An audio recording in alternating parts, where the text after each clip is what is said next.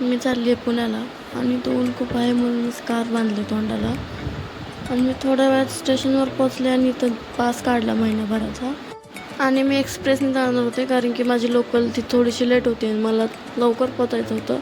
मी चालली आहे पुण्याच्या एक एअर हॉस्टेस इन्स्टिट्यूटमध्ये जिथे मी ॲडमिशन घेतलं आहे 2 दिवस अगोदरच. त्याच्यानंतर माझी एक्सप्रेस आली आणि मी बसले आणि मी चुकून ACच्या डब्यात बसले होते. आणि असली भीती वाटत होती की TC येतो आहे आणि तिकीट मागतो आहे का काय, पण तो नाही आला. माझ्याकडं पास तर होता पण तो AC डब्याचा नव्हता, तो साधा जर्नल डब्याचा होता. त्याच्यानंतर तासभरात मी पोचले पुण्याला आणि पुण्याला चालत गेले मी माझ्या कॅम्पसला.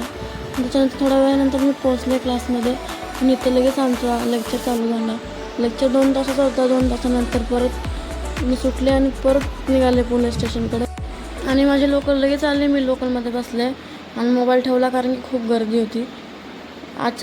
आजच्यासाठी एवढंच. भेटू नेक्स्ट ब्लॉगमध्ये. Bye bye.